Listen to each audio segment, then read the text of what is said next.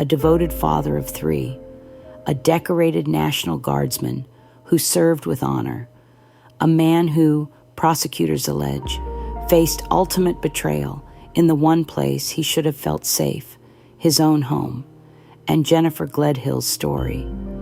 The woman, prosecutors say, destroyed everything he held dear. Welcome to Secrets in the Shadows, because the truth should never stay hidden. Before we begin, Jennifer Gledhill and her parents have pleaded not guilty to all charges. What follows comes from court filings, police reports, and witness testimony. These remain allegations awaiting trial. Justice awaits. Matthew Johnson was more than a soldier. He was the father who never missed a baseball game. The man who believed duty and honor weren't just words, but principles to live by. A soldier who dedicated his life to serving others. At 51, Matthew served in Utah's National Guard Special Operations Unit. Elite, demanding, requiring absolute trust, the kind that saves lives. Those who knew Matthew described him identically: reliable, devoted, honorable. He taught his 3 children to ride bikes, helped with homework each night, believed showing up was the greatest gift a father could give. But court filings reveal a marriage crumbling beneath the surface. July 2024, 2 months before his disappearance, Matthew filed for divorce from Jennifer Gledhill. Court documents paint a troubling picture. Jennifer repeatedly sought protective orders against Matthew. All were denied. According to official court filings, the judge made a crucial observation. Jennifer often appeared to deliberately provoke conflicts with Matthew. This finding would become critical evidence. A man sworn to protect his country now fought a different battle at home. As September 2024 approached, that battle reached its tragic end. The night of September 21st into September 22nd, neighbors reported heated arguments from the Johnson-Gledhill home, voices raised in anger. According to witness statements, those were the last words anyone heard Matthew speak. What allegedly happened next changed everything. September 22nd, 2024, 11:47 p.m. A man sits alone, unaware he's about to become the key witness in what prosecutors call premeditated murder. Court documents identify him as a confidential informant. To Jennifer Gledhill, he was much more her secret, her lover, the man she'd been seeing behind Matthew's back. That night, according to his police testimony, Jennifer arrived distraught, covered in bruises, carrying photographs she claimed were gifts. "I'm probably going away for a long time," she allegedly said.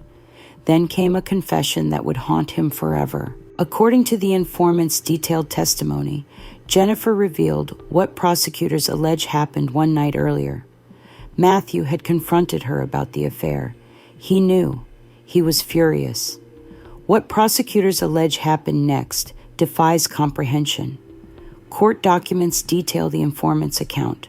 On September 21st, as Matthew slept, vulnerable, trusting, Jennifer allegedly took his own 9mm Glock pistol and shot him in the head.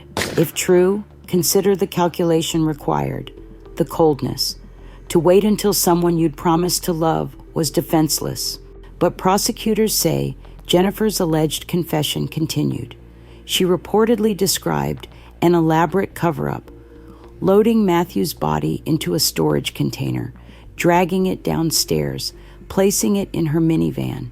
Prosecutors say she destroyed his phone, hid his truck to suggest he'd left voluntarily, then drove north into Utah wilderness, found a remote location, dug a shallow grave, and buried the father of 3 children.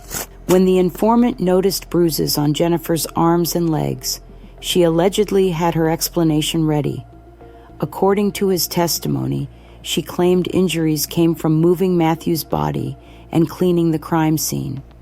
What troubled investigators most, According to the informant's account, Jennifer seemed more worried about getting caught than remorseful about what she'd allegedly done.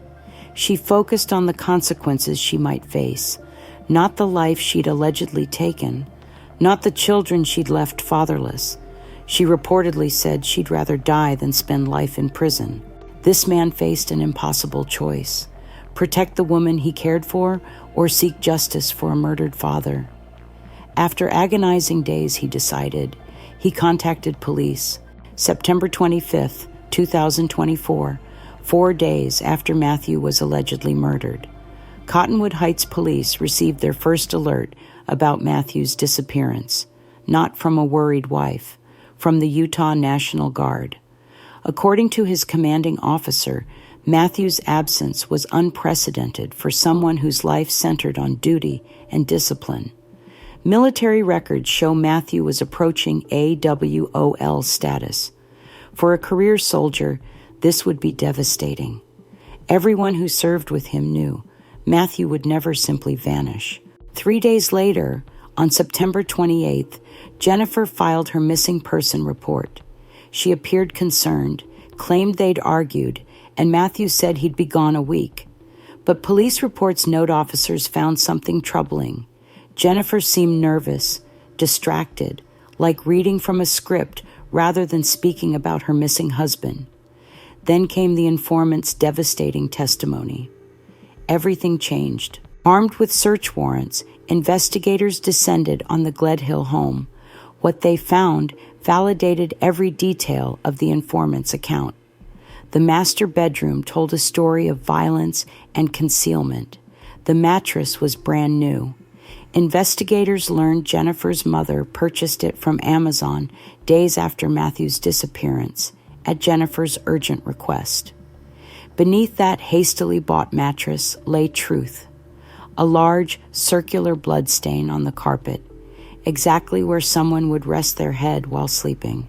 Forensic testing confirmed human blood, single male source. DNA analysis was rushed to compare with Matthew's profile. Walls behind the bed, saturated with bleach, clear cleanup evidence, reddish-brown spots consistent with blood spatter on walls, bed frame, and window blinds. The room reeked of chlorine. In the basement, recently used carpet cleaner. Stairs showed bleach discoloration, as if something had been dragged down. Most damning, Jennifer's vehicle. Her Chrysler Pacifica had back seats folded down, creating maximum cargo space, exactly what someone would need to transport a body. Then came devastating digital evidence. Jennifer's phone data painted a timeline that prosecutors say aligned with the story she allegedly told her lover, the same man who would later go to the police. September 22nd, 6 a.m., her phone traveled to the spot where Matthew's truck was eventually found. 1:44 p.m., it moved north into Davis County, matching the route she allegedly described. 1:46 p.m., she made a 4-minute call to her father. 2:37 p.m., the phone went dark. 5:07 p.m., it powered back on, showing her heading east, away from the suspected burial site. That evening, surveillance footage caught Jennifer at a car wash. The video is chilling. She scrubbed every surface, opened every door, and vacuumed every corner. Prosecutors say those 30 minutes were the systematic destruction of evidence.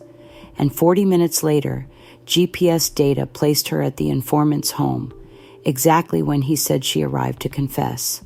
But investigators discovered something more disturbing. According to prosecutors, Jennifer hadn't acted alone. September 24th, 2024, 3 days after Matthew's alleged murder, neighbors noticed something unusual at the Gledhill home. Jennifer's elderly parents had arrived: 70-year-old Thomas, 67-year-old Rosalie, grandparents who prosecutors allege came to help cover up the most serious crime imaginable. Witness accounts describe a coordinated operation. The couple worked with every light blazing, moving garage items, scrubbing house surfaces. According to neighbor testimony, they stayed until 11 p.m., 5 hours of intensive cleaning that struck observers as suspicious. When investigators questioned Thomas and Rosalie, court documents reveal significant inconsistencies. Rosalie claimed they were there 1 hour. Thomas couldn't remember details, said they'd been there briefly. But when pressed about the master bedroom, where Matthew was allegedly killed, Thomas's response was telling, "I did not go in where the incident happened." Consider those words. How would Thomas know there'd been an incident unless he possessed knowledge about what prosecutors allege occurred? Evidence linking the parents is mounting. Phone records revealed crucial details. September 22nd, when Jennifer allegedly buried Matthew, she made one call to her father. During hours when supposedly disposing of her husband's remains, Thomas was her only contact. When investigators searched the parents' home, they made a discovery corroborating the informant's testimony. Hidden in a plastic container, Glock 19 X gun box, green and tan, wrapped in a child's onesie, matching exactly what the informant described, the weapon Jennifer allegedly showed him before the murder. October 24th, 2024. Both Thomas and Rosalie were arrested in coordinated traffic stops. Both faced serious obstruction charges. Both pleaded not guilty. But prosecutors alleged something shocking. If charges proved true, while Matthew lay dead, his own in-laws actively helped conceal his murder. They allegedly chose protecting their daughter over seeking justice for their grandchildren's father. Multiple layers of betrayal. His wife allegedly murdered Matthew. His children's grandparents are allegedly covering it up. Where were those 3 children during this? Staying with their grandparents. The same grandparents prosecutors allege were destroying evidence of their father's murder. How do you process such family betrayal? How do you explain this to children who've lost everything? Over a year later, Matthew Johnson's body remains missing, despite extensive searches across northern Utah, despite following every GPS coordinate, despite tireless efforts from law enforcement, volunteers, and Matthew's fellow soldiers. He's still out there, waiting to come home. 3 children live in an unimaginable reality. Their father is gone, but they have no grave to visit, no flowers to leave, no closure to begin healing. Matthew's National Guard unit conducted independent searches. His family continues pleading for information. The community rallied, but the location Jennifer allegedly described remains hidden. February 6, 2025. Jennifer pleaded not guilty to all charges.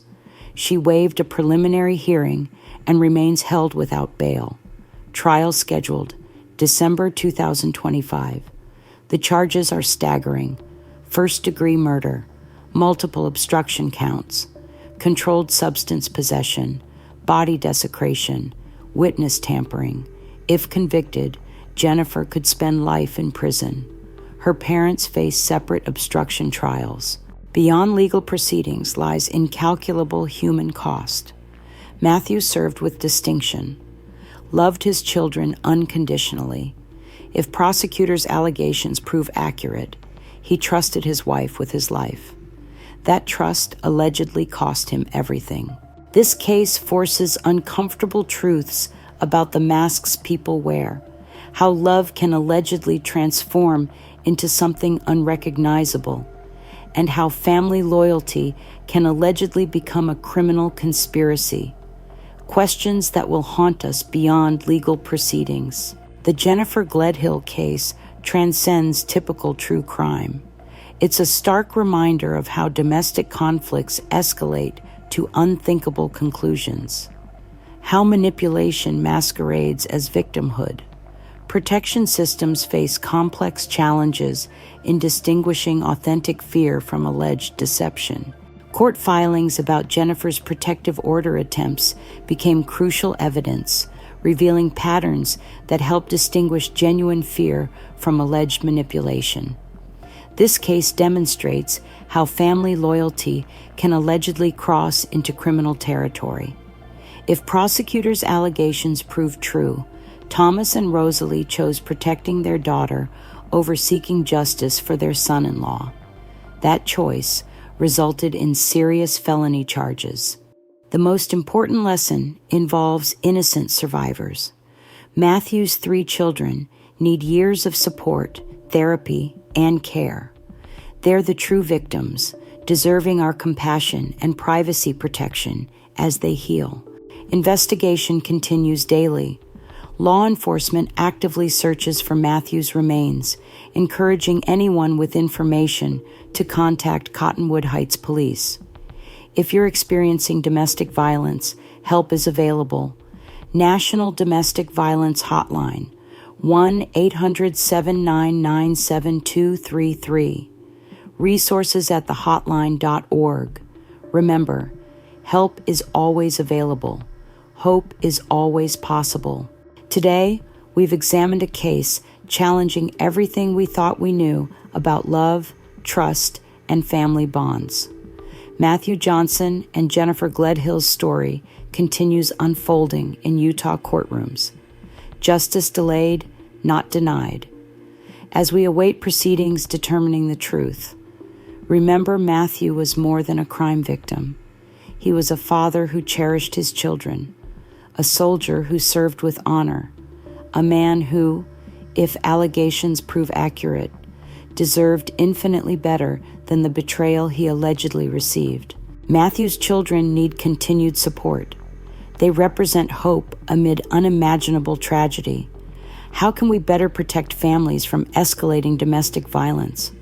How do we support children surviving such trauma? Share thoughts respectfully below. Your engagement helps us cover cases seeking justice. If this moved you, like and subscribe to Secrets in the Shadows.